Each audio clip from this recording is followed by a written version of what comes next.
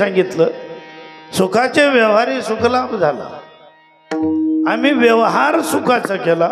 व्यवहार म्हणजे देवाणघेवाण. सुखच दिलं, सुखच घेतलं, सुखच प्राप्त झालं, सुखच शिल्लक राहिलं. आनंद कोंदला मागे पुढे. आम्ही ज्याही दिशेला तोंड फिरवू तिकडे आनंद आहे. आनंदासाठी आम्हाला अशी ठराविक दिशा नाही. आनंदी आनंदकडे चोही बाजून कुठेही जातो.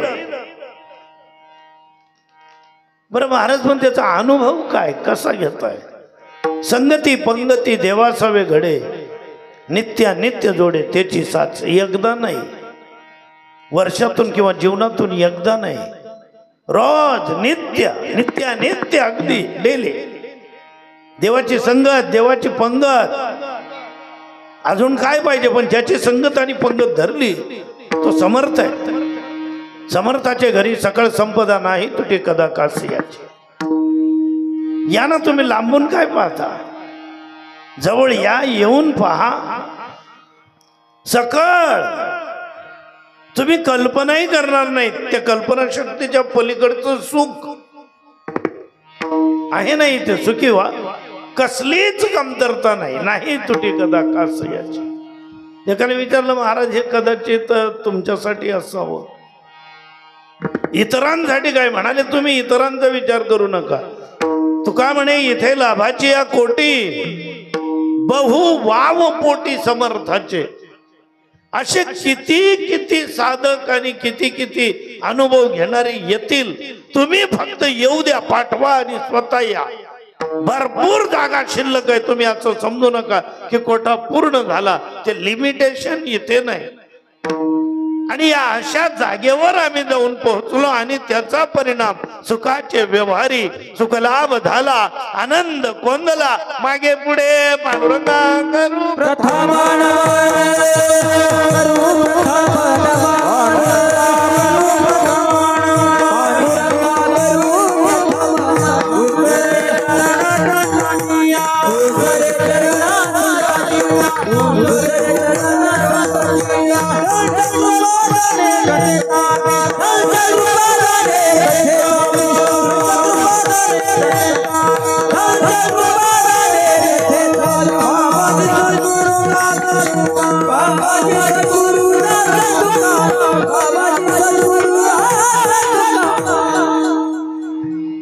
सालाबादाप्रमाणे चालणारा आपला अखंड हरिनाम सप्ताह व श्री ग्रंथराज ज्ञानेश्वरी पारायण सोहळा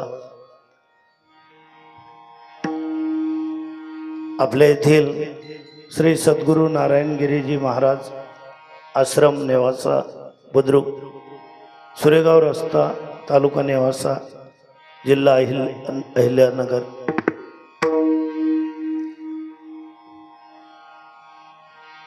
बाबाजींनी पाचारण केलं.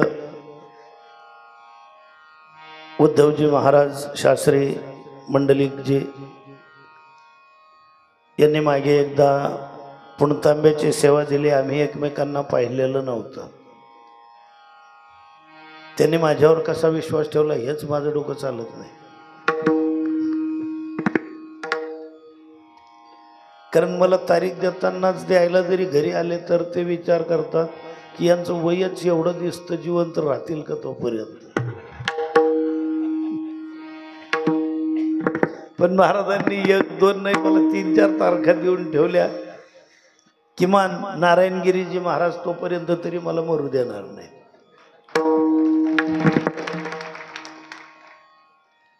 आणि मरणामध्ये आनंद आहे. मरणाची वाट पाहावी लागत नाही. मरण आपोआपच येतं. एका सुफी संताने सांगितलं होतं, मरना तो है ही, जरा जी तो ले. जगून तर घे, मरायचं आहे. मरण येणारच आहे, जगणं येणार नाही पुन्हा. जगण्याचा आनंद लुटा. तुम्हाला पटेल तो पंथ, पटेल तो संप्रदाय, पटेल तो गुरु, नाही पटलं तर तुमचं का पटेना, एकमेकांशी दोघांचं भरपूर झालं. कारण हे निवडण्यामध्येच एवढा गोंधळ होतो की नेमकं काय करायचं, नेमकं काय करायचं, नेमकं काय करायचं.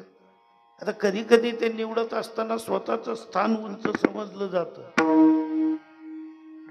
2 पोरी तर अशा होत्या, स्त्रियांना सांगतो, त्या होत्या सुंदर, रूपवान होत्या, खरंच होत्या.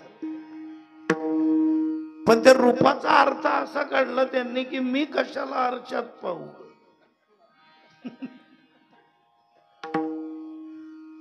मीच माझ्या रूपाची राणी ग. अहंकारामध्ये बदललं ते. सौंदर्य, स्वभाव आणि खानदान या 3 गोष्टी सहसा एकत्र येत नाही.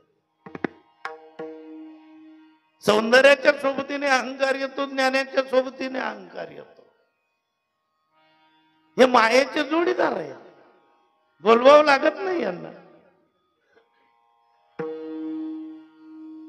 स्थळ आलं लग्नाचं, बापाने सांगितलं की बेटा असा असा पोरगा आहे, IT इंजिनियर आहे. ते सगळं खरं आहे पप्पा, पण त्या पोराकडे जर पाहिलं ना त्याचे ओठ जाड वाटतात, कॅन्सर. दुसरं दाखवलं, बेटा IIT आहे. ते सगळं आहे पप्पा, पण आता माझ्या हाईटच्या मनाने तो थोडा काना खालचा वाटतो, काना खालचे परवडतात.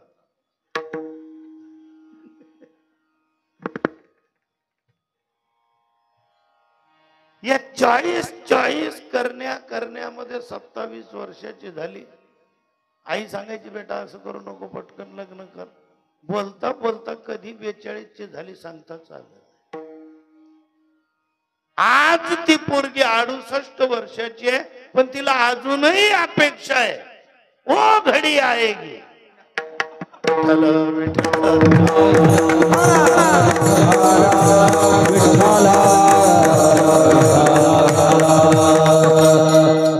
याला मराठीमध्ये म्हणतात चाळे करणे, आणि आमच्या अहिराणी भाषेमध्ये काय म्हणतात त्याला माहितीये का? घुगऱ्या चावणे.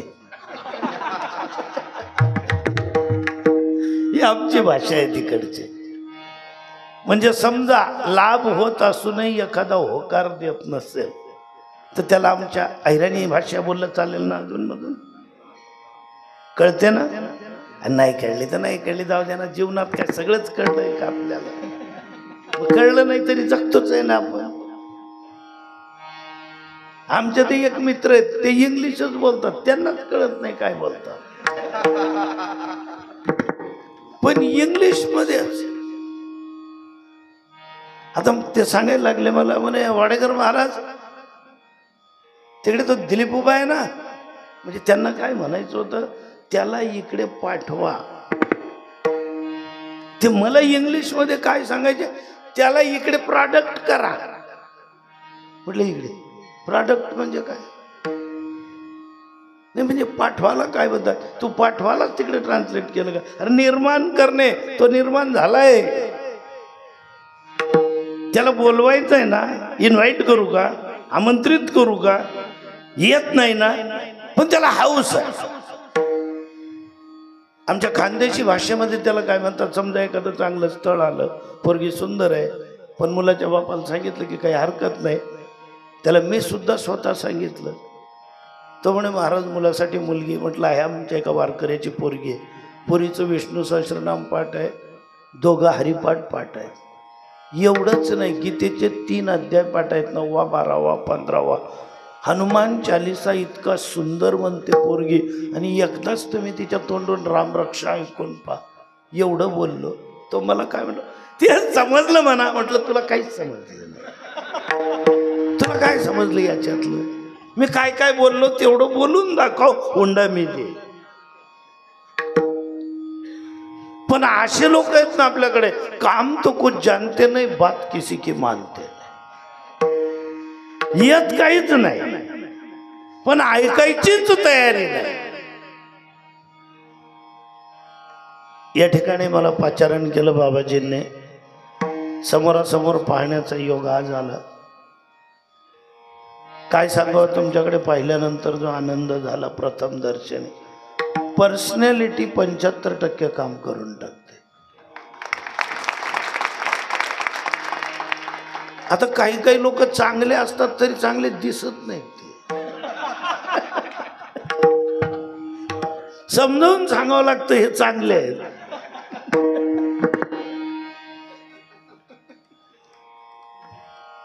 तुम्ही खरोखर चांगले आहात.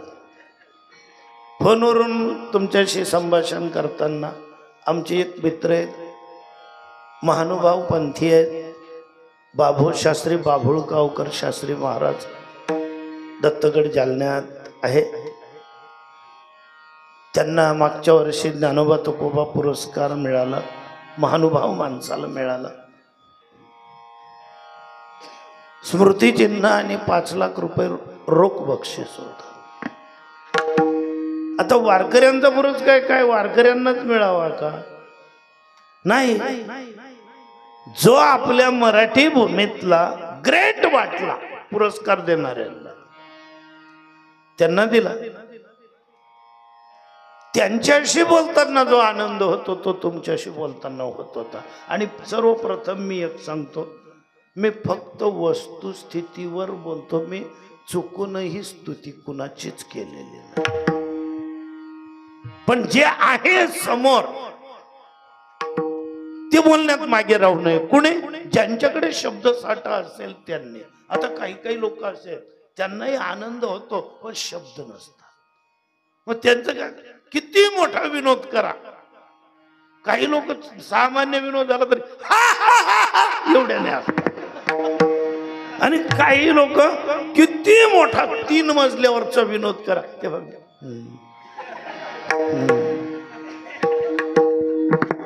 अहो हे तरी बरं, किमान 35% पुरते तरी आहे. काही काही तरी इतके पटाईत. एका कीर्तनात एक व्यक्ती समोर बसलेली हसतच नव्हता आणि माझं नाव विनोदाचार्य म्हणून त्या पत्रिकेत टाकलेलं.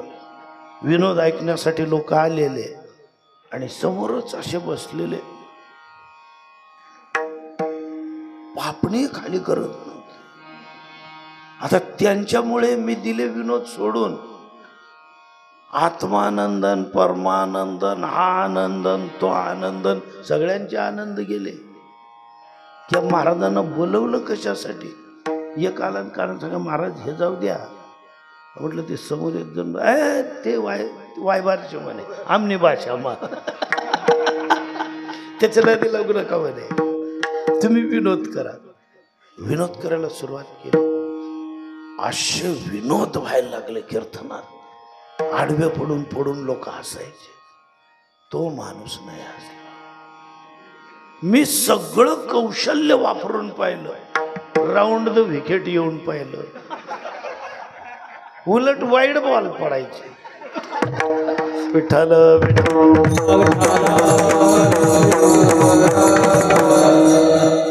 नाही हसला शेवटी. असू द्या काही नाही. समजा वन डे मॅच जरी असली, एका बॉलरला 10 ओव्हर जरी दिलेले असले, नाही मिळत एखादी वेळेस विकेट, 10च्या 10 ओव्हर जरी टाकले गेले नाही मिळत. म्हणून तो बॉलर काय बॉलिंग सोडतो का? अरे नाही हसलं का कीर्तनात कोणी? नाही हसलं, आम्हीच हसून देतो एकमेकांकडे, पण वाया जाऊ द्यायचं नाही. कीर्तन संपलं, नमस्कारासाठी मंडळी यायला लागले. ते महात्मे सुद्धा आले. नमस्कार म्हटलं, इकडे या दादा. म्हटलं तुम्हाला सिरियस कीर्तन आवडतात का? तसं काही नाही. मग तुम्हाला अध्यात्मवादी कीर्तन आवडतात का? नाही तसंही नाही. विनोदी कीर्तन तुम्हाला आवडत नाहीत का? तसंही नाही. मग तुम्हाला 3 प्रकारचे आवडतात का? हो. मग तुम्ही हसले का नाही कीर्तनात? विनोद कळतात का? हो. मग हसले का नाही? महाराज तुम्हाला खरं सांगू का, आपली तेवढी परिस्थिती नाही. इथे परिस्थिती लागते का? हे लोक काय पैसे देऊन विनोद ऐकायला आले का? विठ्ठल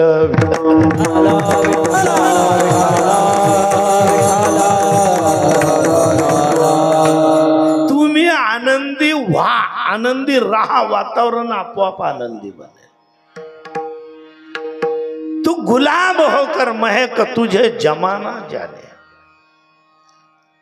गुलाबाची कळी फक्त उमलते आणि उमलल्याबरोबर काय होतो? आपोआप सुगंध पसरतो. तुम्हाला भेटून एक आनंद वाटला आणि एक बोलावं असं वाटतं. सदा न कोयल बोलते, सदा न खिलते फूल, सत्पुरुषों का संग तो तब होता है जब भाग्य हो अनुकूल. आता कीर्तनकार झालो आम्ही म्हणजे कीर्तन तर करतोच, अनेकदा दारुडे लोकही कीर्तन ठेवतात. ज्याने कीर्तन ठेवलेलं असतं त्याला सांगतो आम्ही बसा ना आमच्या पंक्तीला. नाही, आमचं वेगळं आहे. त्यांचं काय वेगळं आहे. आणि मग काही काही आपले वारकरी अगोदर नाही बोलत, नंतर सांगतात जेवढं झाल्यावर, महाराज तुम्ही ज्याच्या घरी जेवले ना एक नंबरचं टुकार आहे. म्हटलं मग एकाने विचारलं म्हणे तुमचे कीर्तनकार लोक असं कुठे कुठे का बरं बोलतात. आता तुकारांच्याही घरी जेवून येतो ना आम्ही.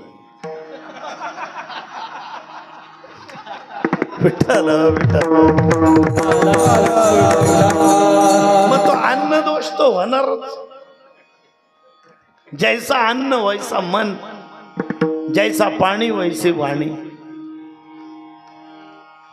असो, उपस्थित सर्व महाराज मंडळी, माफ करा मला कुणाचंही नाव माहिती नाही. आपली ओळख आता थोड्या 10-20 मिनिटापूर्वी झाली, आपलं बोलणं झालं, तरी मला तुमचं नाव नाही माहिती पडलं. कारण नाव सहसा विचारण्याच्या भानगडीत पडायचं नसतं. विचारू नका. प्रत आणि प्रमाण बोलणं नाही झालं तरी कळतं. शब्द विन संवाद, नजरेवरून कळतं व्यक्ती कशी. मग शब्दावरून जर म्हणत असाल तर उच्चारावरून विद्वत्ता, आवाजावरून नम्रता, बोलण्यावरून शालीनता आणि चालण्यावरून कुलीनता आपोआप लक्षात येते. उच्चार अस्खलित विद्वान आहे, विद्वत्ता कळले. आवाजावरून नम्रता. जय हरी महाराज, जय हरी. गुरुदेव तुमचे पाय लागले, आमचं घर पवित्र झालं. या ना, काय घेणार आपण? आवाजावरून कळलं. बर, काय घेणार आपण? सांगा लवकर, काय घेणार? काय ते म्हणाले विकत देतो का? या असं तर वेटर विचारतो काय घेणार, काय घेणार. या असंच एकाने मला विचारलं काय घेणार म्हणे महाराज. म्हटलं फडक मार. तू वेटरची भाषा बोलतो, मी गिरायकाची भाषा बोलले. अगोदर आवाजावरून नम्रता कळते, उच्चारावरून विद्वत्ता, बोलण्यावरून शालीनता लक्षात येते. विचारायची गरज नाही. संवाद सुरू झाला, शब्दफेक सांगेल शालीन किती आहे. चालण्यावरून कुलीनता. एकाने सांगितलं आमचं पोरग पहिलवान आहे, दिवसामधून 8 तास व्यायाम करतो. बोलवा, माझी भेट होईल. तिकडनं पहिलवान आले. आता पहिलवान म्हटलं म्हणजे त्याची चाल लक्षात आली तुमच्या. त्याने कसं चालत यायला पाहिजे. तो असा हात हलवत आला. आता त्याच्याकडे पाहिलं, म्हटलं झाले समाधान तुमचे देखील. हे पहिलवान आहेत. म्हटलं किती वर्षापासून पहिलवान झाले? म्हणे हे 12 वर्षापासून कुस्त्या खेळत आहेत आणि यांच्या आहारावर, व्यायामावर जवळजवळ 30 लाख रुपये खर्च झालेले आहेत. म्हटलं यांनी घरात काय प्राप्त करून आणलं? 70 रुपयाचे 3 घमेले आणले आहेत.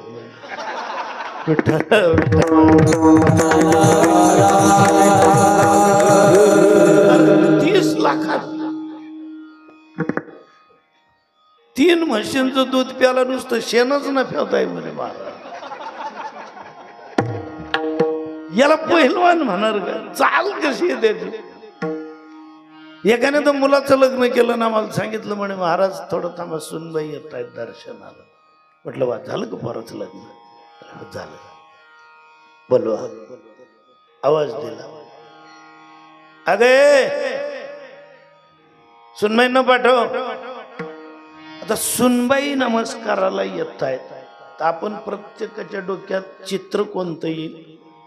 20, 22, 23 वर्षाची पोरगी, सडपातळ बांध्याची, विनम्रतेने मान खाली केलेली, आज पुरता का होईना पदर घेतलेली,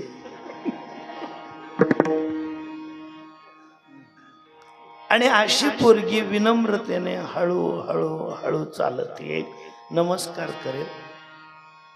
याला टाइम किती लागेल ते टायमिंग पाहून मी खिशात हात घातला आणि अचूक तिकडे न पाहता मधून 100ची नोट काढून ठेवली. नववधू नमस्कार करणार आहे, कारण आम्हाला कीर्तनकारांना न पाहताही नोट कळते कितीची आहे. विठ्ठल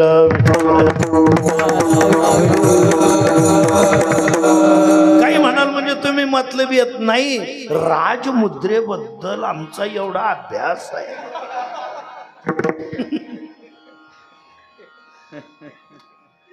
भारतीय राजमुद्रा आहे ती आपली.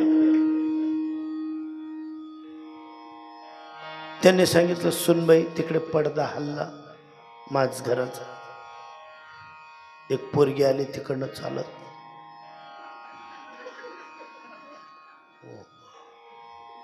कोण आहे म्हणे सुनबाई. म्हटलं WWF मध्ये आहेत काय?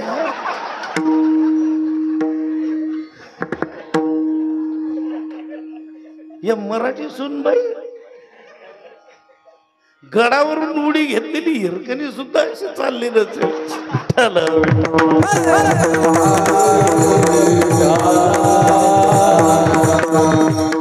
चालण्यावरून शालीनता लक्षात येते. मला जरी तुमची कोणाची नावं माहिती नसली, पण आपली खूप जुनी ओळख आहे.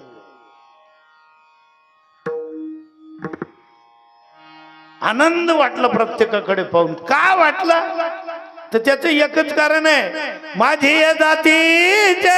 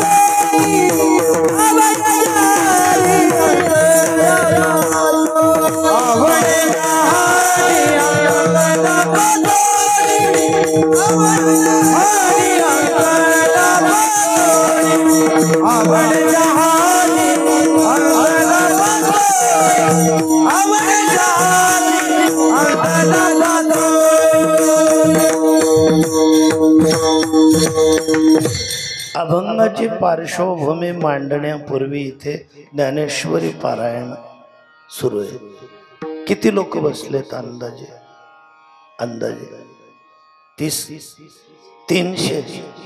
300च्या 300 वाचकांना फेट्यासहित साष्टांग दंडवत. 300 लोक बसवणं सामान्य गोष्ट नाही. मी वर्षभर कीर्तन करत फिरतोय, काही सप्त्यांमध्ये विचाराव किती लोक बसलेत पारायणाला. लिहिलेलं असतं, पत्रिका खूप मोठ्या मोठ्या, आणि त्यांना विचारावं मग पारायणाला किती लोक बसलेत? 6. तरी मी त्यांना सांगतो भरपूर. एका गावात 6?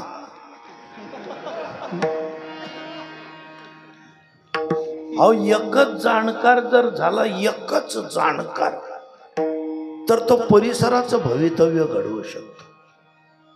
एकच झाले स्वामीजी महाराज आपल्या नारायणगिरीजी बाबा.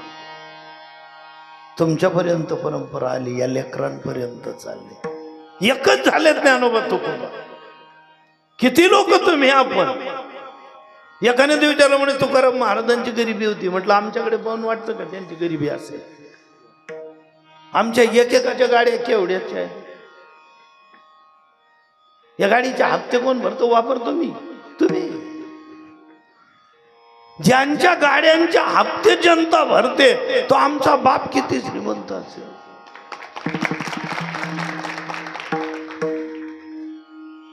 एक एक अभंग. मागे आमच्या रामभाऊन मी टोटल मारत बसलो. म्हटलं वर्षातून एक अभंग आपण कितीदा घेतला आणि ते टोटल मारा लोकांकडनं पैसे आणले किती आपण. मग एक कीर्तनकाराला जर एक अभंग इतके पैसे देतो तर महाराष्ट्रभरचं काय. मग अजून जास्त दुभती आध्यात्मिक गाय कोणती. काठावरून पाहू नका या. काही काही लोक काय करतात, चिकित्सा पायावर करी लोक पाहणं. यांच्या तब्येती चांगला माल खायला मिळतो. पाहिलं का चेहरे एकेकाचे. अरे तू पण या ना, तुला नाही कोणी म्हटलं. आणि एकदा खाऊन तर पहा आम्ही काय खातो ते. नुसतं येऊन पहा. एक आमचं सोयराच होतं, ते म्हणायचे तुमच्या बरोबर महिनाभर जर फिरलो ना तब्येत बनवून जाईल. म्हटलं या. बोलवलं त्यांना आणि गेलो आम्ही पहिल्याच दिवशी. तिकडनं फोन आला म्हणे महाराज जेवणाला काय बनवायचं. म्हटलं मुगाची डाळ आणि बिना तेलाची एक पोळी बनवा. आणि मी तिथं आलो म्हणजे गरम गरम पोळी करा, लसण कांदे वगैरे त्याच्यात टाकू नका. ते मला विचारायला लागले का कांदे नको लसणही नको. मग त्या भाजीला चव कशी पडेल. म्हटलं चव आपली असावी लागते. जोही पदार्थ आला ना त्याला बिनचूक मानून जो खातो तो चवदार असतो. चव पदार्थामध्ये नसते. आनंदी आम्हाला राहावं लागेल. आनंद बाहेरून कुठून मिळणार नाही. आणि दुसऱ्याच्या भरोशावर किती दिवस आनंदी व्हाल तुम्ही. गृहस्थाश्रमी असाल, पत्नी किती दिवस गोड बोलेल. लग्न झालं तर 1 वर्षपर्यंतच. बाहेरून आम्ही आल्याबरोबर लगेच तांब्या फुलपात्र म्हणून तयार पाण्याचं घ्या ना. जेवणाला बसलं नाही की तोपर्यंत पोळी संपत नाही तोपर्यंत घ्या ना, घ्या ना. स्वतःच्या प्रकृतीकडे लक्ष द्या ना. असं वाटायला लागतं तरुणपणी की काही असो आपण अचूक लग्न केलेलं आहे. म्हणजे आपली पसंती फसलीच नाही. फक्त 1 वर्ष जाऊ द्या आणि 1 बाळ होऊ द्या आणि मग धन्य गृहस्थाश्रम. ते आपल्याला बसून सांगतात मांडीवर लेकरू आहे. अहो एक काम करा ना, मला तेवढं तांब्या भरून द्या, देतो. घ्या, धन्य माता पिता आहे.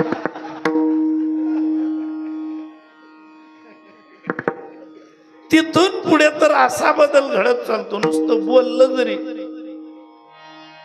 समाज आशामध्ये मी मेलो. नुसतं एवढं बोलल्याबरोबर पत्नीच्या डोळ्यातून नुसतं पाणी नाही, 1 बिसलेरी बाटली भरून घ्या एवढे अश्रू. कसं बोललं जातं तुमच्याकडनं. हे लहान लहान लेकरं बापाच्या मायाशिवाय कसे जगते. कोणाच्या तोंडाकडे पाहते. कोण आहे जगामध्ये, कोण विचार करते. 1 वर्षाच्या अंतराने अजून बोलून पाहिजे. अश्रू नाही आले, फक्त करुण रस निर्माण झाला.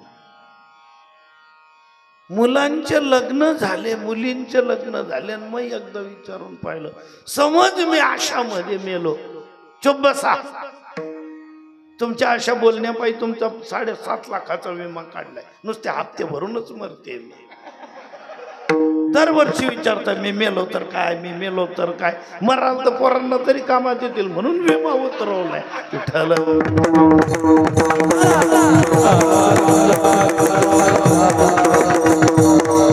शेजीची काय बोलेल, पोरांचं फक्त लग्न होऊ द्या आणि आपलं वय 60च्या पुढे जाऊ द्या, आपल्या डोळ्यासमोर पिता पुत्रांचा एवढा तेवढा वाद होतोच, किती प्रिय असू द्या. आणि जर झालाच, प्रामाणिकपणे मला बंधूंनी सांगा, 60च्या पुढच्या, समजा आपल्या मुलाचा आणि आपला वाद झाला तर आपली पत्नी कुणाकडून बोलते? बोला ना, म्हणजे तुमचंच आहे असं नाही, मी तुमच्यातलाच आहे. आणि मोकळं बोला. मुलाकडूनच बोलते. चूक मुलाची जरी असली तरी मुलाकडूनच बोलणार. आणि बिनधास्तपणे बोलून देतात बाया पोराला, तुझ्या वडिलांच्या नादी लागू नको, तुझ्या बापाला पहिल्यापासून काही कळत नाही. हे दुसऱ्याचं नाही सांगत, मी माझं सांगतोय. गेल्या 43 वर्षापासून कीर्तन करतोय. पोराचं माझं जर एवढं तेवढं खटकलं, आता तो ऑफिसर माणूस, तो त्यांच्या प्रांतातला ऑफिसर, आम्ही आमच्या प्रांतातले ऑफिसर. थोडस म्हणजे भांडण लागलं म्हणजे आवाज येणारच. आता त्याचं म्हणजे बोलणं चालतं आईवर आणि माझं बोलणं चालतं IT वर, आणि दोघांमध्ये खटके उडतात. तो म्हणतो AI मध्ये एवढी पॉवर आहे. जो पेपर तपासायला एका शिक्षकाला, एका प्राध्यापकाला, एका सरांना, गुरुजींना 100 मार्काचा पेपर तपासायला, बारकाईने तंतोतंत तपासण्यासाठी जर किमान 1 तास लागत असेल तर AI अर्ध्या मिनिटात तो अचूक पेपर तपासतो. कुठे 1 तास आणि कुठे अर्धा मिनिट. यायची क्षमता एवढी. शिवाय निर्दोष, एकही चूक नाही, नो रिचेक. म्हटलं मग याचा परिणाम किती टाइम होते? टायमाला काय करतो? तुला घाई आहे म्हणून सूर्य काय सकाळी 3:30 ला उगवेल का? तू निवांत आहे म्हणून सूर्य काय रात्री 8 ला सूर्यास्त करेल का? टायमिंग आहे. पण काय होईल याचे दुष्परिणाम? किती IT, IIT, सिव्हिल मधले, अनेक कम्प्युटर मधले किती इंजिनियर बेरोजगार होतील. तुझं AI तर सगळं अशा पद्धतीने काम करेल, बाकी लोकांनी काय करावं? आता मुलाचा माझा वाद जेवताना करू आवडीने वाद, त्या आमच्या मारामाऱ्या होत्या. बोलणं, माझी पत्नी पहिली, फक्त तिचं जे लिव्हिंग आहे ना, फक्त इयत्ता पहिली, आणि तिथे सबब सतत गैरहजर, नाव कमी.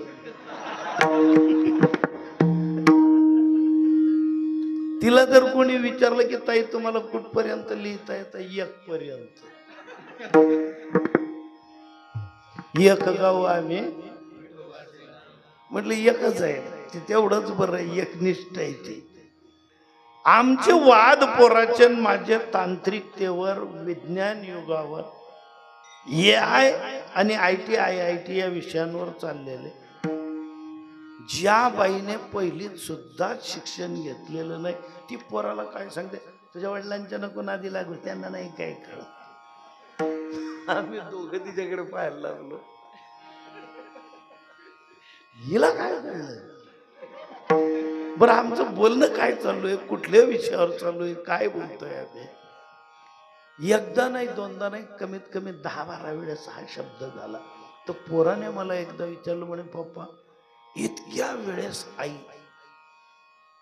सतत माझीच बाजू घेत गेली आणि प्रत्येक वेळेस माझीच चूक असायची म्हणे. आपल्या तात्विक वादामध्ये पराभव माझाच झालाय म्हणे, प्रत्येक वेळेस विजय तुम्हीच झालाय. पण एवढंही असून आई प्रत्येक वेळेस हेच बोलली म्हणे, तुझ्या बापाला काही कळत नाही, तुझ्या पप्पांना काही कळत नाही, आणि तुम्ही नुसतं हसत होते. याच काय काय रहस्य, काय समजू, तुम्हाला कधीच राग आला नाही? म्हटलं आलं नाही, तिचं म्हणणं खरं आहे. पण कसं काय खरं आहे? अरे मला जर कळलं असतं मी तिच्याशी लग्न केलं असतं.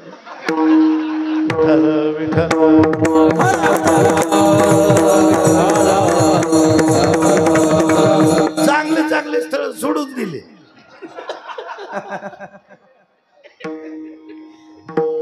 आनंद तुम्ही निर्माण करा. हे तुमचं माझं नाही. या गप्पा म्हणजे बगली पुराण नाही, उघडा गाथा तुमच्याच पंचक्रोशीतले. आपलं बोलणं झालं होतं तिकडे युम पठाण सरांच्या बाबतीत. सगळ्यांना कल्पना असेल युसूफ मोहम्मद खान पठाण, डॉक्टर बाबासाहेब आंबेडकर मराठवाडा युनिव्हर्सिटीचे एकदा कुलगुरू असलेले. त्यांनी संत तुकारामांची गाथा या विषयावर PhD केलेली आणि त्या काळातला गाथ्यावर PhD करण्यातला पहिला माणूस म्हणून त्यांना मान मिळाला. सर आता थकले, सरांना ऐकू येत नाही, सरांना आता धड बोलता येत नाही. मागे मी एक फोन केला, त्यांच्या पोराने फोन उचलला. मी कोण बोलतोय काय सांगतोय हे त्यांना धड ऐकूही येत नव्हतं आणि बोलता येत नव्हतं. पण इतका शब्द प्रभू, इतका विद्वान माणूस. प्रकाश वाडेकर म्हणून माझा एक मित्र कन्नडला होता. त्याने मला सांगितलं, आम्ही क्लासमेट होतो, तिथे कसला मान, मित्राचा मित्राला कुठे मान असतो का? म्हणे आजचं कीर्तन कुठे? म्हटलं आज कीर्तन नाही, आज घरीच आहे. म्हणे तू एक काम कर, संध्याकाळी आमच्याकडे व्याख्यान आहे सरांचं, तू इथे ये. आणि मलाही उत्सुकता होती. जाऊन पोहोचलो. त्यावेळेस STD फोन होती. त्याला कॉल केला, म्हटलं का रे ते कधी येणार आहे वक्ते, तोपर्यंत मी येऊ का एका मित्राकडनं? तो म्हणाला नाही सर आलेले आहेत, आपल्या घरी बसलेत, पटकन. गेलो, एक कल्पना करून गेलो मी की इस्लामिक माणूस आहे, दाढी असेल, मिशीन असेल, काहीतरी गोल टोपी वगैरे घातलेला कोणी माणूस असेल. या कल्पनेने तिथे प्रवेश केला. बेल वाजले, प्रकाश आला आणि सर आले. म्हटलं सर कुठे? तिथे पाहिलं. म्हटलं कुठे सर, कुठे गेले? म्हणजे हे काय? पाहिलं की ब्राह्मणालाही लाजवेल असा माणूस. जय सीताराम बोले, अस्सलाम वालेकुम. वालेकुम सलाम. मग त्यांनी म्हटलं जय सीताराम. आदर करा एकमेकांचा. बसलो त्यांच्या शेजारी. म्हटलं सर ते गाथ्यावर PhD तुम्हीच केलेलं आहे ना? म्हणाले हो. म्हणलं पा एक प्रश्न मनामध्ये कधीपासून असं घर करून बसलेला आहे, विचारावं विचारावं विचारावं असं वाटतंय. कधीपासून होत, तळमळ होती, हुरहुर अंतकरणामध्ये होती की पूजावे से जीवाटे, पूजावे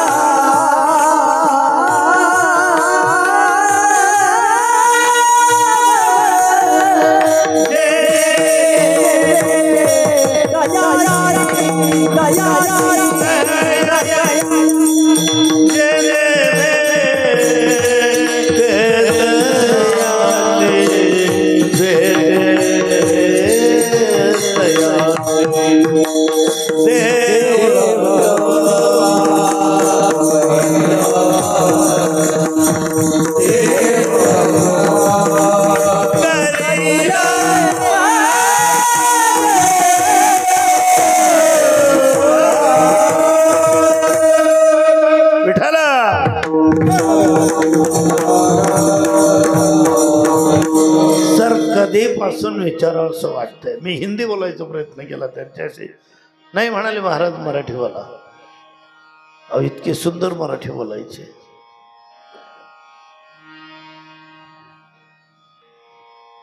म्हटलं सर एक विचारावं असं वाटतंय. तुकाराम महाराजांनी त्यांची प्रिय पत्नी आवली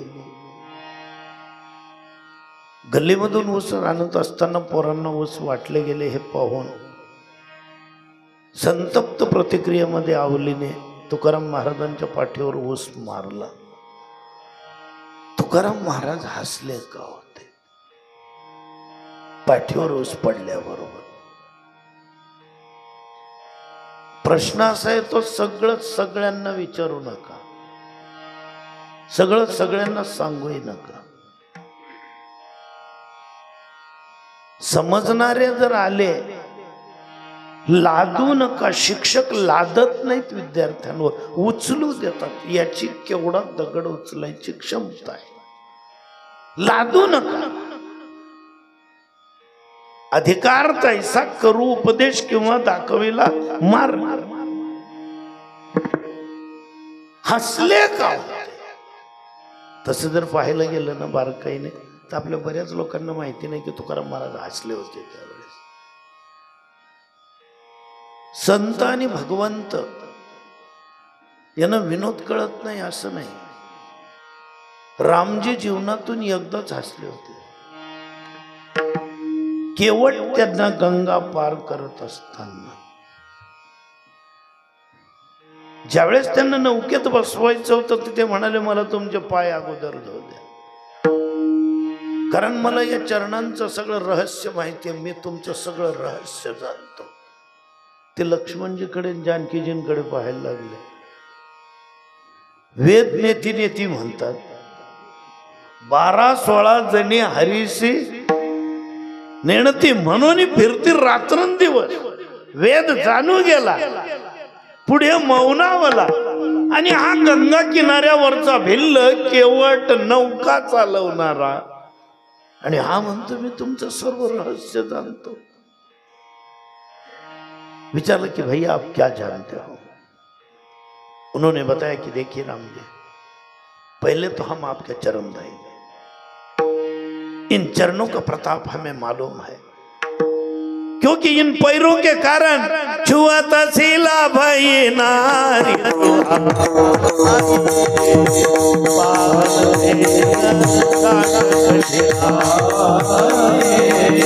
छुआता सीला भाई नारी सुहाई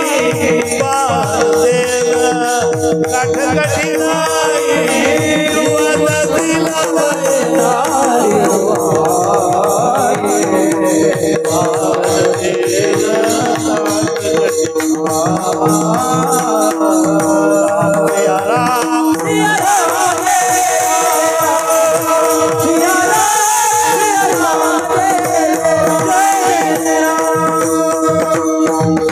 मला या चरणांचा प्रताप माहितीये. या चरणांची नुसती धूळ एका दगडाला लागली तर दगडाची बाई झाली. प्रभू मी गरीब माणूस आहे, माझ्याकडे एवढीच नौका आहे. तो तर दगड होता, दगडाची बाई झाली. तो लाकडाची नौका आहे, लाकूड कुठे लागतं दगडाच्या पुढे. तुमचा पाय लागावा आणि याची बाई व्हावी. पहिल्या बाईचं कसं पोट भरतोय माझं मला माहित, आणि ही दुसरी बाई झाली. तुम्ही तर जाल गंगा पार करून. तेव्हा रामजी हसले होते. तुकाराम महाराजांच्या पाठीवर ऊस पडल्यावर तुकोबा हसले. त्याचे कसं कारण नव्हतं. पाठीवर जसा ऊस मारला तुकोबा म्हणाले की क्या आवले घे, पोरांना ऊस खायला दे. घेतला आणि असा मारला ना पाठीवर, त्याचे 3 तुकडे झाले. एक काशीने उचललं, एक माद्याने उचललं, आणि एक जिजाऊंच्या आवलीच्या हातातच होत. तुकोबा नुसती गंमत पाहत बसले. 3 खायला लागले. ऐसा हा लौकिक कदा राखवेना पतित पावना देवराया. यांच्यासाठी मी तिथे ना गुळ खाल्ला ना ऊस खाल्ला, यांच्यासोबत खाऊ. तुम्ही लाख कल्पना करा, ते तुमच्या नशिबात तुमच्या प्रारब्धात असलं पाहिजे. लगेच निराश होऊ नका, लगेच ऍक्शन घेऊ नका. थोडी वाट पाहणं, रिएक्शन काही तत्काळ असते का? मिळेल. ते कोण होणार करोडपती मध्ये सोपे सोपे प्रश्न असतात. किती वेळ घेतात ते लोक, का त्यांना येत नाही का? आपले लगेच सांगून मोकळे होऊन जातात इकडे बिना बक्षिसाचे. आणि विचार का किती वेळ लावतो हा माणूस, किती वेळ लावतो. अरे तो आहे कुठे? रणांगणावर आहे तो, तुझ्या गप्पा इथे टीव्ही समोर आहे तो लाईव्ह आहे तिथे. घाई करू नका. सर म्हणाले की ज्यावेळेस जिजाऊने आवलेने ते पाठीवर ओस मारला, 3 तुकडे झाले, 3 जण खायला लागले. ती प्रतिक्रिया पाहून तुकोबा हसले. आणि दुसरं कारण असं होतं, तुकाराम महाराज वैराग्यवंत होते पण किती विनोदी होते हे किती लोकांना माहिती आहे. तुकाराम महाराज विनोदी माणूसच, हसू शकतो ना, हसू शकतो. त्यांनी पाठीवर उस्म मारला आणि हे हसताय. कालांतराने कानावर एक चर्चा आली आवलींच्या जिजाऊंच्या. कालांतराने जनतेमधून आपल्या पतीच्या बाबतीत सगळ्या जिजाऊ ध्यान देऊन ऐका, आता लक्ष देऊन. तुमचे पती गुणवानच आहे, पण दुसरे गुण सांगतील किती बुद्धिमान आहे, तेव्हा तुम्हाला पटेल माझा नवरा बुद्धिमान आहे. नाहीतर माऊली, प्रत्येक बाईंना असं वाटतं जगातले सगळे माणसं हुशार आहेत, हे आमचं जनावरच बावळट आहे. सगळे हुशार आहेत जगात. हे म्हणजे गृहस्थाश्रमाचा हा नियमच आहे. अति सानिध्यामुळे परीक्षण होत नाही. ज्या वेळेस त्यांच्या कानावर एक चर्चा आली, कुठली? तुकाराम तुकाराम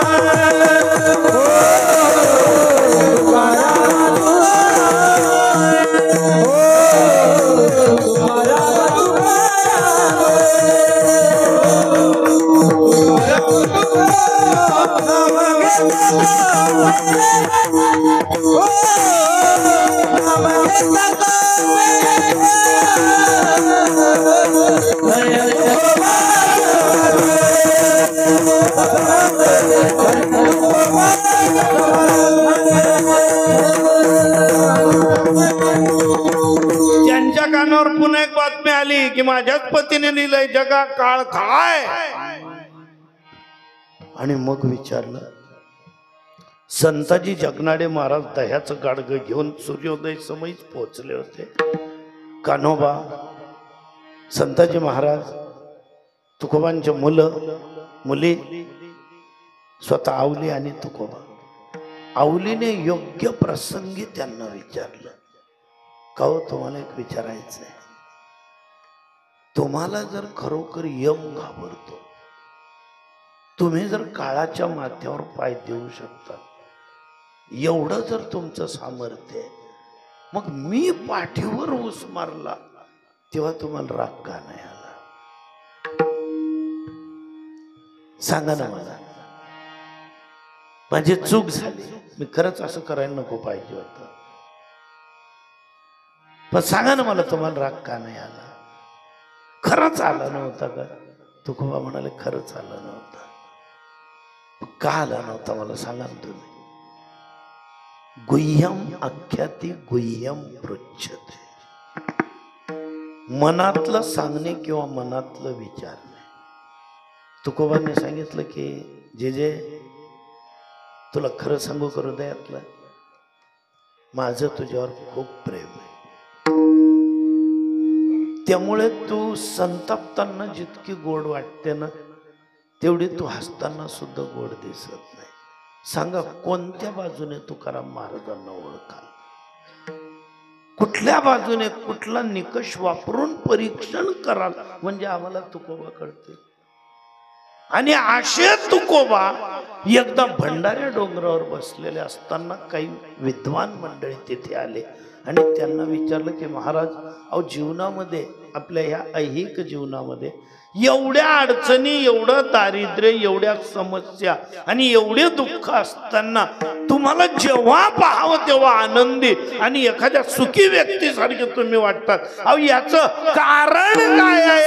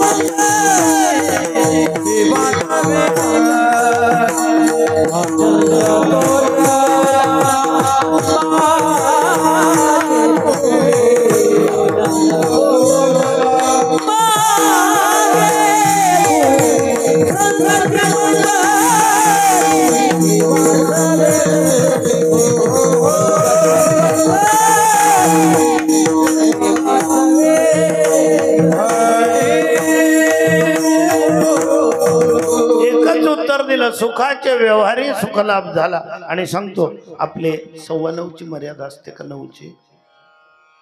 9:15 ना का 9? बोला ना पटकन काहीतरी. 9:15. हा, मग जितकं होईल पहिलं चरण हो की दुसरं चरण हो, तिथे कीर्तन थांबेल 9:15 वाजेपर्यंत. स्वयंपाक रेडी आहे का? मग पहिल्याने जेवून घेता का? नाही म्हणजे विचारलं मी, निर्णय तुमचे. विठ्ठल विठ्ठल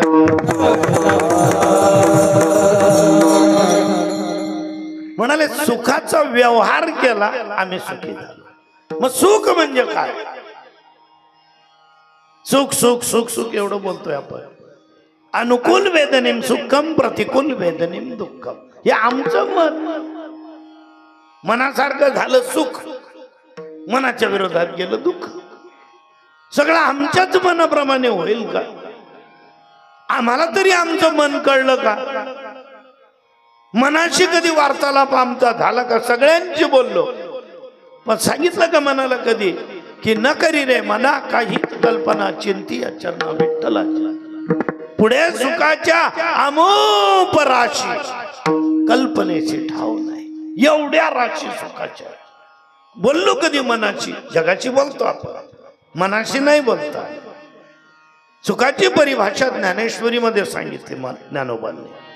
सुखातून निघणे ते सुखीये सुखी होणे, हे सुख मात्रची कोणे अनुभवावे. हे पहा, सुखाचा अनुभव असावा लागतो, सुखाच्या गप्पा नाही चालत. दुःखाचाही अनुभव असावा लागतो. आमच्या एका बाबाजींचं कीर्तन ऐकलं मी आता मागे. त्यांनी अभंग घेतला होता, कन्या सासुरी अशी जाय मागे परतोनी पाहे. आणि मुलीची बिदाई सांगत असताना लग्नामधली ते बाबा घळाघळा रडले, लोकही रडले. ते माझे खूप जवळचे ते बाबा. मग बाबांना मी विचारलं, म्हटलं बाबा कीर्तन खूप सुंदर झालं, आवडलं, पण तुम्ही जे रडले ते कुठून रडले?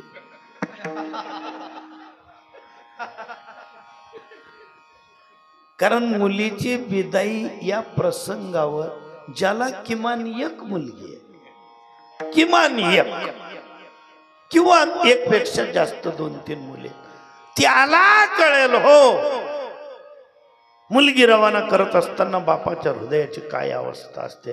महाराज तुम्हाला तर दोघही मुलंच आहे, मग तुम्ही रडले काय झेंडू बाम लावून? विठ्ठल विठ्ठल.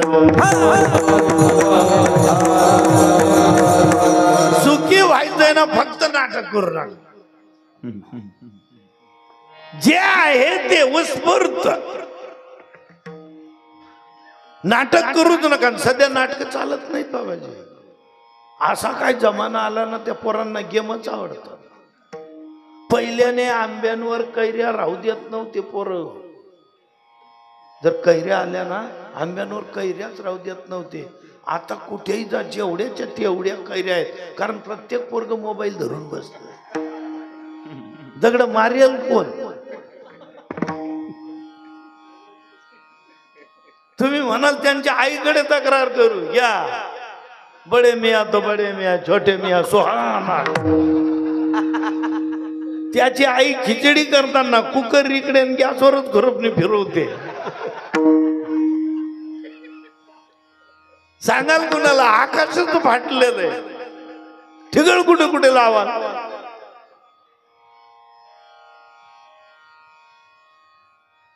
तंबाखू खायचं एक पोरग, त्याची आई बोलली त्याला बावळटपणा करतो का? हे घोटकान तंबाखू कुठे चांगला असतं का? येऊ दे तुझ्या पप्पांना सांगते. पप्पांना सांगू नको बरं, पप्पा माझ्या पुढ्या चोरतात.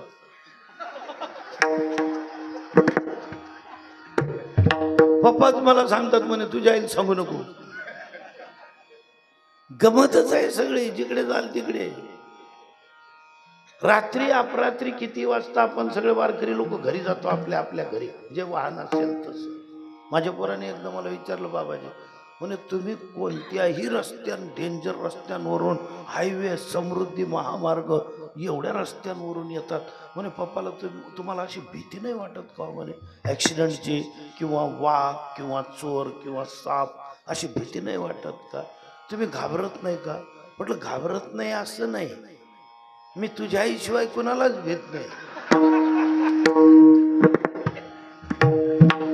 घाबरतो मी. हे सापन बिपन चोर ते परवडतात, तो चोर पकडला तरी जातो.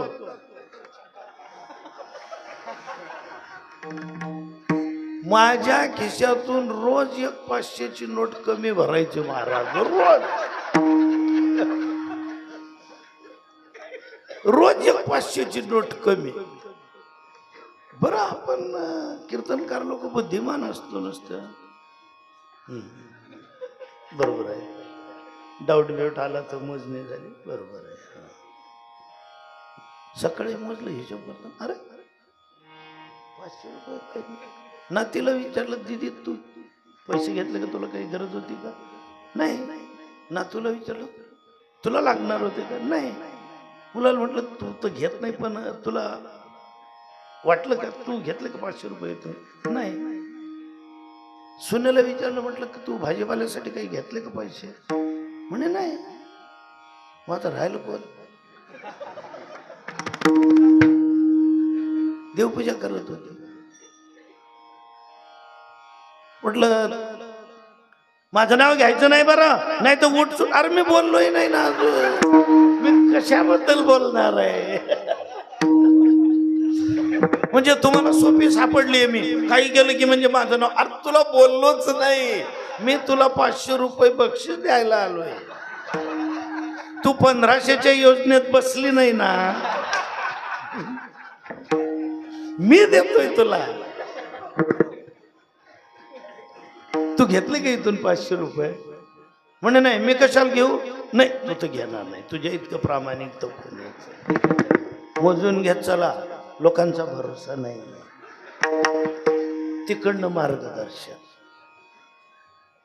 हे सगळं पचवा, सुखी व्हा.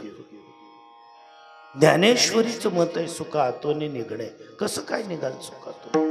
कल्पना करा, 10 बाय 10 बाय 10चा एक हौद आहे आणि धारोष्ण दुधाने भरलेला आहे.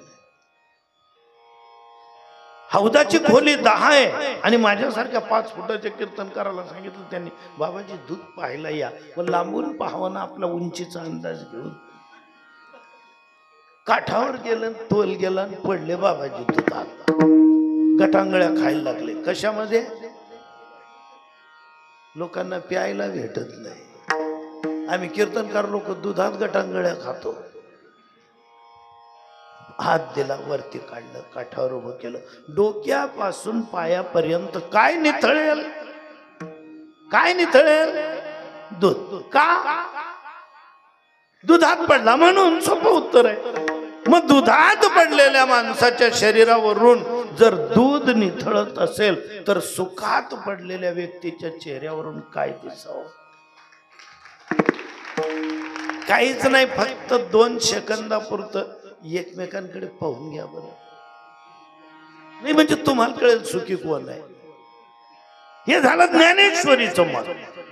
भागवत काय सांगतं, सुख आणि महादुःख या दोही ते ग्रासोनी या देख प्रगटे आनंद स्वाभाविक तया नाम सुख.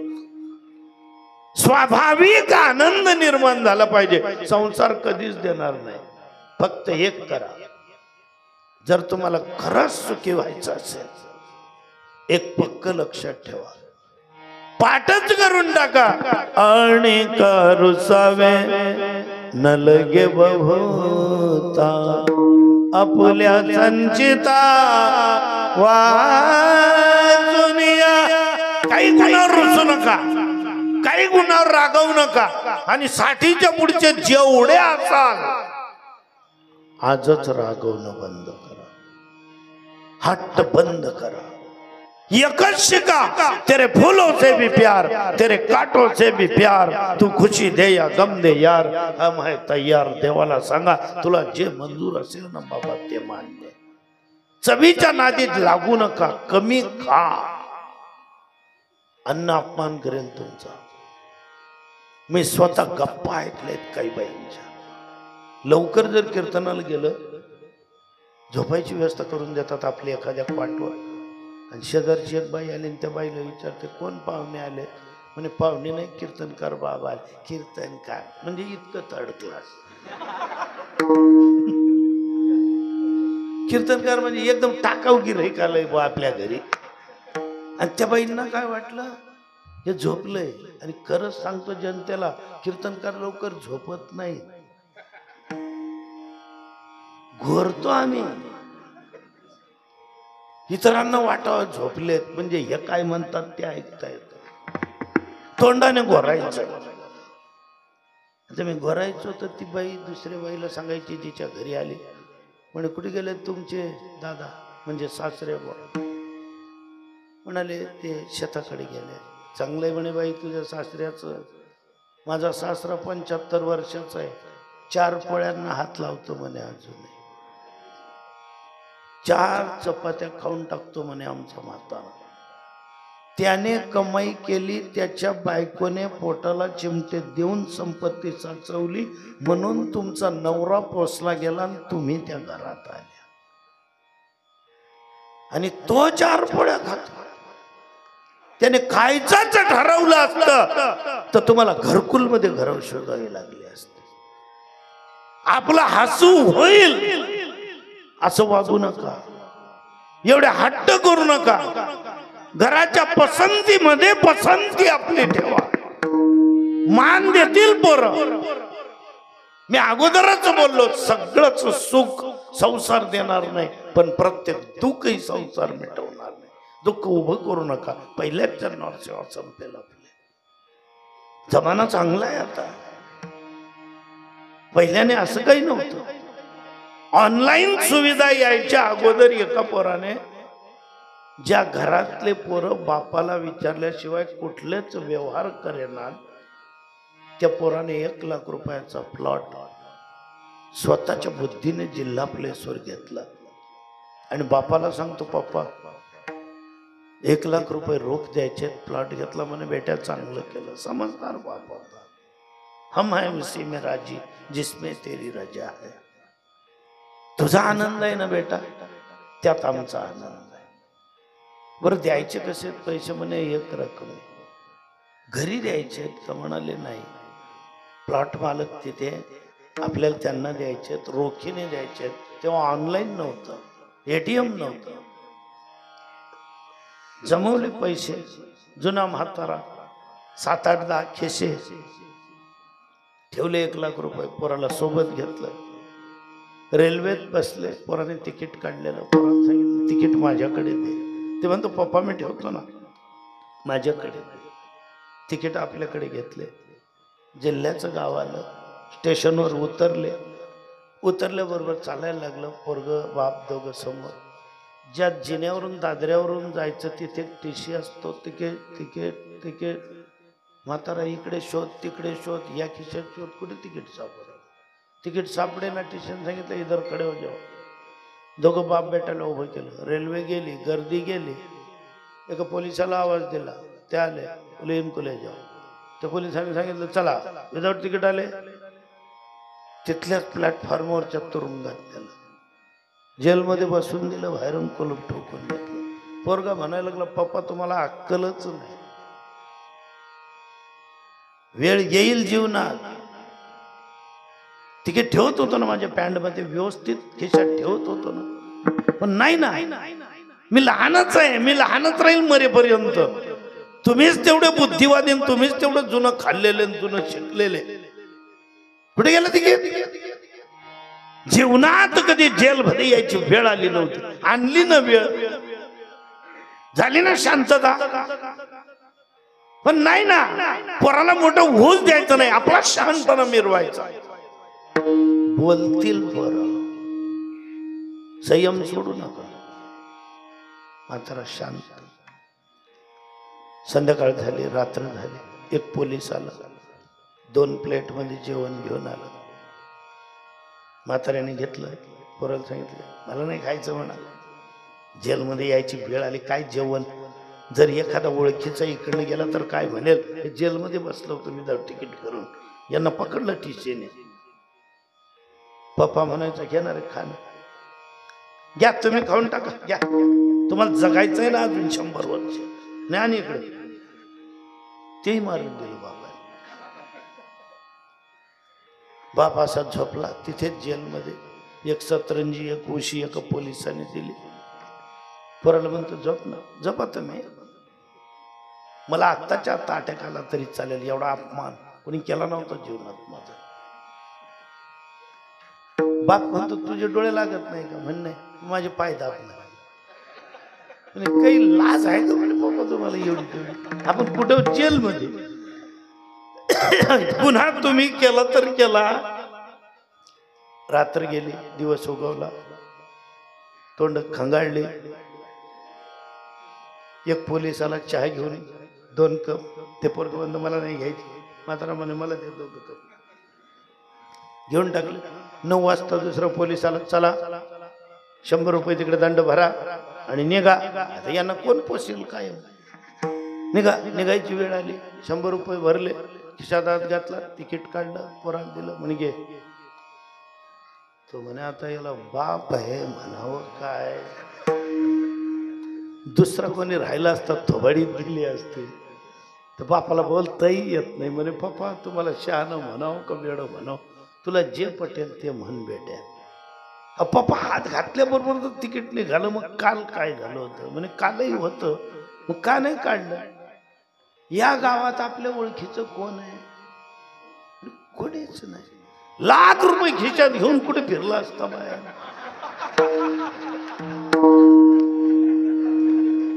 एखाद्या लॉज मध्ये झोपलं असतं, त्यांना डाऊट आला असता यांच्याकडे 1 लाख रुपयात कोण झाला असता ना.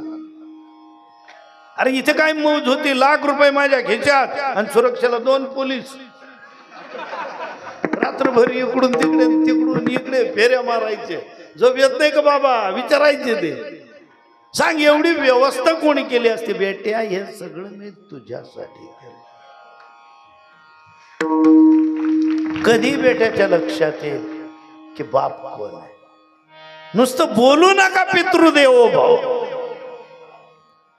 संसार आहे, बोलावं लागेल. उलट सुलट कधी बापाला बोललंही जाईल. बोललं गेलं तर लगेच निराश होऊ नका की आपल्याकडनं चूक झाली चूक, पश्चाताप आला ना तुम्हाला, पुन्हा बोलू नका. बोललं जाऊ शकतं. काय आमच्या पोरं आम्हाला बोलत नाही का? कधी कधी मलाही बोलून टाकतो माझा पोरगा, पप्पा तुम्हाला कीर्तनातलं कळतं ना हो, व्यवहारातलं काय तुम्हाला कळणार आहे? व्यवहार असा आहे, कीर्तनामधले तुम्ही राजे आहेत, पण इकडचं माझ्या क्षेत्रातलं मी राजा आहे ना. एक पोरग तर बापाला समोर बाप आणि बापाला बोलायला लागला, पप्पा तुमच्या इतका मूर्ख माणूस मी पाहिला नाही जीवनामध्ये. तीळ पापड होतो असा संताप होतो ना, एक तर स्वतः मराव नाही तर तुम्हाला मारून टाकव. पप्पा लाज वाटली पाहिजे तुम्हाला.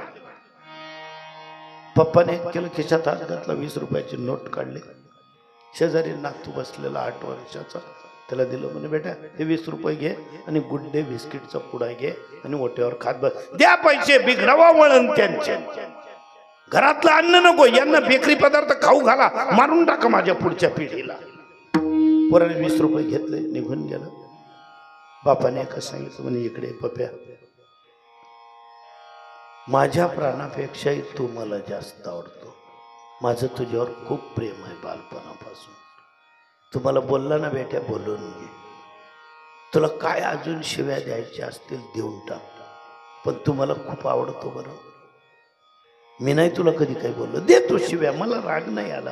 पण एकच चुकला तू, मला शिव्या द्यायच्या अगोदर तुझ्या पोराला बाहेर पाठवून द्यायचा. तो शिकेल येत वडील जे जे करीते, तया नाम धर्म ठेविते. येर त्याची अनुष्ठिती सामान्य सकळ.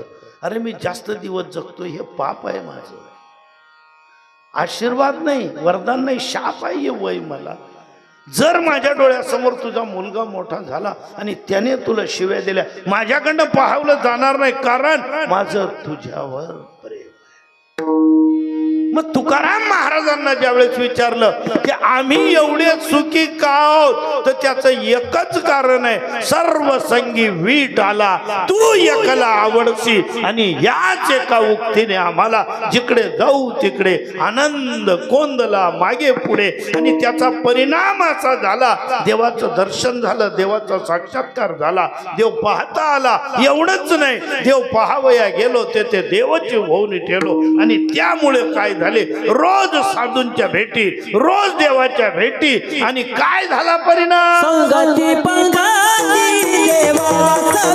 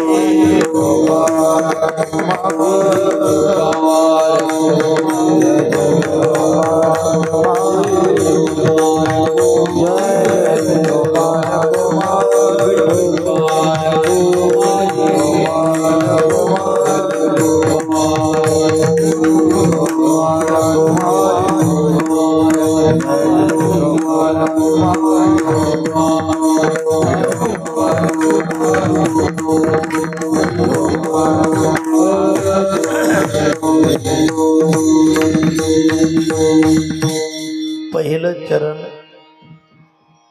विस्तारित. हा अजून एकदा विठोबा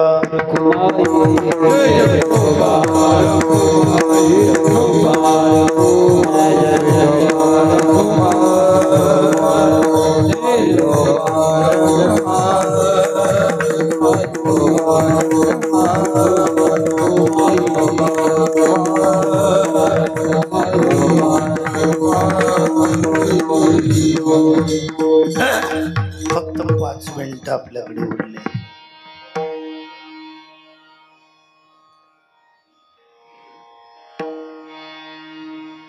संगती पंगती देवाचं वेगळे. देवाची संगत, देवाची पंगत शब्द तुम्हाला खूप उंचीवरून वाटत असतील, पण एवढे सोपे आहेत. तुम्ही रोज देवासोबत जेवू शकता. मातृदेवो भव, पितृदेवो भव, काम कोणतेही करा, रोज शक्य नसेल, ज्यांना ज्यांना शक्य असेल त्यांनी रोज करून तर पाय एकदा प्रयत्न. एका बाजूला पप्पा, एका बाजूला आई, आणि मध्ये बसन मग आपल्या कारभारणीला, मालकीनीला सांगा जेवायला वाढ. मातृदेव, पितृदेव आणि पत्नी लक्ष्मी. लक्ष्मी म्हणजे देव. देवच वाढायला आजूबाजूला देव. स्वतःला काय समजाल तर देवच सांगतील ममई वांशो जीव लोके जीव भूत सनातन. स्वतः देवच बनायचं जर असेल. बऱ्याच लोकांना आश्चर्य वाटतं, तुकाराम महाराज देव कसे काय झाले, देव पाहावया गेलो. त्यांनी पाहिला, आपल्या घरात असून दिसत नाही.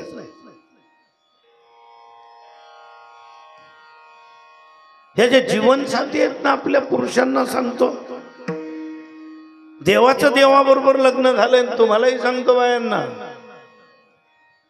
संपलं कीर्तन. सुखी जर व्हायचं असेल, तुम्हाला जर बायांना मी विचारलं नवरा कोण आहे तर काय उत्तर द्याल तुम्ही? एका वाक्यात हक्काने संताप करायची जागा आहे तुमच्या. एवढा हक्क आहे तुमचा, एवढा हक्क आहे. त्याच्यावर प्रेम करू शकता ना, हक्काने संताप करू शकता का? आवली तुकाराम महाराजांच्या पाठीवर ऊस मारू शकते, मग तुम्ही नाही मारू शकत का? फक्त माझ्या घरी सांगू नका, कारण आता माझं वय नाही ऊस खायचं. हक्काने संताप करायची जागा आहे तुमची. पोराने ऐकलं नाही एखाद्या वेळेस, लहानचं बाळ आहे, नवरा बायकोची कुरबुर होऊ शकते कोणत्याही गोष्टीवरून. काही नवरा बायकोच्या भानगडीला काही मोठं कारण लागतं का? असं की चला बाबा बांध बसताना जमीन कमी पडली, एवढी भानगड लागते का? ती बोलता बोलता काहीतरी वाद होऊन जातो, जेवता जेवता काहीतरी होऊन जातो. जेवण केलं, पापड बनवला, जागा नव्हती, पापड भाजलेला खिचडीवर ठेवला, आणि माणूस विचारायला लागला अगे खिचडी कुठे? म्हणे ती काय पापडाच्या खाली. म्हणे पापडाच्या खाली खिचडी घालतात का? म्हणे काय बोलता तुम्ही, नवरा आहे म्हणून काही बोलता का? असं काय पापडवरती धरून त्याच्या खाली खिचडी घातली का? मी खिचडी ठेवली नंतर पापड ठेवला. मूर्ख कुणीकडची स्वतःला शानी समजते, दिलं ताट आपटून. नवरा म्हणजे काय खूप विद्वान असतो का? खूप अक्कल असते का? पती बुद्धिमान असतो. बायकोला काय खूप अक्कल असते का? पत्नी धर्मपत्नी असते. जी स्वतःचा विचार करते ती बायको, आणि जी संपूर्ण परिवाराचा विचार करते ती पत्नी. पतन से सारे परिवार को जो बचाती है वो पत्नी. मग तुम्ही सगळ्या भगिनी धर्मपत्नी आहात. एक पक्क लक्षात ठेवा, नवरा बायकोची जर भानगड झाली एवढी तेवढी, बोलत नाहीत बाया, एवढे कडक जेवण वाढतील पण नजरेला नजर नाही. महाराज गृहस्थाश्रम खूप अवघड आहे बरं. या भानगडीत फसायचंच नसतं खरं. मला आता पश्चाताप येतो, तेव्हा हाऊस वाटली होती, पण आता काय करू? अच्छे दिन पाछे गए किया न हरीचे येत, अब पछताए होत क्या जब चिडिया चुग गई. आता प्रत्येक गोष्टीत ते मला सांगते, तुम्ही फक्त विठ्ठल विठ्ठल करत चाला. म्हटलं पण तेवढंच बरं आहे, जाऊ द्या तिकडं. काय लागतं? पती पत्नीची भानगड झालेली, मध्ये जर पोरगा आला, पोरगा सांगायला लागला आई मला जेवायला वाढना, दिला धापड, जाणं मेला कुत्र्या. इकडे याला समजून गेलं, तो नाही, तो नाही. आपण ते पोरग सांगायला लागलं छोटस, आई मला कशा कुत्र्या म्हणते? मी तर कुत्र्याचं बच्च आहे, लहान आहे ना. ही आमची आयराणी भाषा. हक्काने संताप करायची जागा तुमचा पती आहे. तो जिवंत आहे तोपर्यंत जीवनाचा आस्वाद घ्या. एकदा त्याला मरू द्या. हजारो बाया अशा भेटलेल्या आहेत महाराज, त्या म्हणतात राम राज्याचे सर येत नाही. एका वडार समाजाच्या माणसाच्या पुण्यतिथीचं कीर्तन केलं मी. 3 पोरं इंजिनियर आहेत, सुना नोकरीला आहेत. पण ज्यावेळेस त्यांची आई कीर्तनामध्ये खूप रडली आणि तिने सांगितलं मला ते बाबांशी बोलायचंय. आली ती बाई म्हणे बाबा आमचा डुक्कर धरायचा धंदा होता. माझ्या बाजूने जर डुक्कर हागणदारीमधून पळत गेला हा माणूस काठीने मला झोडपायचा, नको नको त्या शिव्या द्यायचा. त्यांना जाऊन 1 वर्ष झालं महाराज, मला 1 मिनिट सुद्धा करमलेलं नाही. मारायचा, शिव्या द्यायचा, अद्वा तद्वा बोलायचा. पण एवढा जिवलग माणूस होता महाराज. तुमचं कीर्तन ऐकलं मी मरून जायला पाहिजे होते बाबाजी. तो माणूस पाहिजे होता. सगळं मिळेल तुम्हाला जीवनात, हा अमूल्य ठेवा आहे तुमचा. वडाला फेऱ्या तुम्हीच मारता, मग त्रास का देतात त्याला? आमच्याकडे आता एक घटस्फोट झाला बाबाजी. कारण एवढंच, त्या पोरीला चुकीचं मार्गदर्शन आईचं मिळालेलं. 10,000 रुपयाची साडी मागायची ती पोरगी. तो पोरगा सांगायचा का आपल्याला तेवढं पेमेंट नाहीये, कर्ज करून पुन्हा फेडा, त्यापेक्षा 3,000 रुपयाची घेतो ना. माझ्या इथे बसलेल्या सगळ्या आदरणीय भगिनींना मी विचारतो, 3,000 रुपयाची साडी हलकी असते? सांगा ना मला तुम्ही. भारी साडी नसते का 3,000 रुपयाची? नाही जो मानली ती पोरगी. मला 10,000ची पाहिजे. घ्यायची नसेल नाही म्हणा तुम्ही. तो म्हणाला अगं नाही वगैरे म्हणणं जाऊ दे, माझ्याकडे खरंच तेवढा पैसा नाही ना. घरी पैसे पाठवायचे, सण आलेला आहे, आईचाही फोन आलाय, आई विधवा आहे. आईला द्या सगळे पैसे, काही घेऊ नका मला. मी लावते माझ्या आईला फोन. लावला फोन.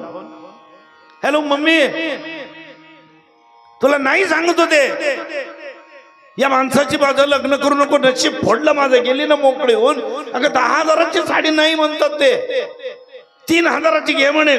पटतं का तुला? तरी पटतं काय? मम्मी आई नाही, आई श्यामची होती. साने गुरुजींच्या आईला आई म्हणायचे. तुमच्या आपल्या आई होत्या. आता मम्मी आहे, मम्मीचे शब्द वेगळे, मम्मीचं लँग्वेज वेगळं, मम्मीचा आवेश वेगळा, मम्मीचं तत्वज्ञान वेगळं. दे बरं त्यांच्याकडे फोन. आपल्या मराठी संस्कृतीमध्ये बाया ज्यांचं वय 60च्या पुढचं असेल, जावयाच्या समोर एक शब्द बोललेल्या नसतील या बाया. बैठकीत जावई बसलेला आहे तर भला मोठा पदर घोंगट घेऊन येत होत्या. त्याच मम्मी झाल्या आज आणि फोनवरून सांगायला लागली दे त्यांच्याकडे फोन. हॅलो. आणि हे आपलं विकलेलं जनावर. सासूला काय म्हणतात बरं महाराष्ट्रभर? मामी म्हणतात. हे बोलायला लागले. हॅलो मम्मी, तुझी मम्मी मेली का रे भडव्या? सासूला मम्मी म्हणतात का? ती म्हणाले तुम्ही काय म्हणाले 10,000ची साडी घेणार नाही, माझ्या पोरीला राहू देणार नाही मी तुमच्या घरी. कर्ज केलं पोराने. 94,000 रुपये आज सोन्याचा भाव आहे. 5 तोळ्याचा हार मागत होती पोरगी परवा. तो म्हणाला हे पा मला परवडणार नाही बाई. चिठ्ठी लिहून दिली, सुखाने नांद, तुला माझ्यापेक्षा 1000 पटीने सुख देणारा पती मिळेल. मी असाच होतो भडंग भिकारी, पण माझंच नशीब फुटकं. मी आईला जुमानलो नाही, माझ्यापेक्षा मोठ्या परिस्थितीवाल्यांची पोरगी मी केली. पण तू सुखाने राहा. पुराने गळफास घेतला महाराज परवाच. 27व्या वर्षी पोरग गेलं, 23व्या वर्षी विधवा झाली. नात्यातला असल्यामुळे त्याच्या सासूला भेटलो मी. काय मिळवलं म्हटलं तुम्ही? काय करा? दुसरा नवरा करून द्या. पहिल्याची सर येते का?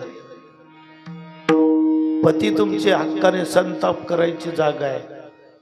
पण इतका ताणू नका की तुटेल. या विण्याकडे रोज पाहतायत ना, या तारा मर्यादेत ताणाव्या लागतात. नवऱ्याला लूज सोडू नका, दारू प्यायला जाईल इतका, पण इतका टाईट करू नका की सरळ दोरी शोधेल तो फाशी घ्यायला. आणि तुम्ही पक्क लक्षात ठेवा, 60 नंतर आपणच पुरुषांनी अगोदर मरावं. हे अयोध्याचे रामचंद्राला आराधना करा. कारण पत्नी शिवायचं जगणं, याला जगणं म्हणत नाहीत महाराज. मुलं सेवा करतील, सुना सेवा करतील, सगळे सेवा करतील, पण आपला हक्काचा जीवनसाथी ज्याला अंतकरणातलं सांगायचं असतं तो जर नसेल तर तो संसार काय पेटवायचा आहे का? सगळ्या बांधवांना माझी नम्र विनंती आहे, आपापल्या जोडीदारांवर नितांत प्रेम करा, पण आपला आश्रम पाहून. आपण वानप्रस्थ आश्रमातल्या आहोत ना, एकमेकांचे हात धरा. शहारा येण्यासाठी नाही, फक्त सहारा देण्यासाठी. एवढं पक्क लक्षात ठेवा. आणि मग पहा की संगत कशी देवाची घडत नाही, संगत कशी देवाची घडत नाही, पंगत कशी घडत नाही. सगळं घडेल सुखाचे व्यवहारी. सुखलाभ झाला, आनंद कोंदला, मागे पुढे झालेली सेवा दुसऱ्याच चरणावर संपुष्टात आणून कीर्तन सद्गुरूच्या चरणी सादर समर्पित करतो. माऊलींनी मला इथे यायची संधी दिली, तुम्हा सगळ्यांचं मला दर्शन घडलं. माझा अधिकार शून्य आहे, तुमच्या समोर बसून मी कीर्तन ऐकलं पाहिजे, पण मला कीर्तनाची संधी दिली. तुम्ही मी मोठा नसतानाही मला मोठं समजले. धन्यवाद. मानावे तेवढे आभार कमीच आहेत. झालेली सेवा प्रभूचरणी सादर समर्पित करून सगळ्याला पूर्ण विराम. ज्ञानेश्वर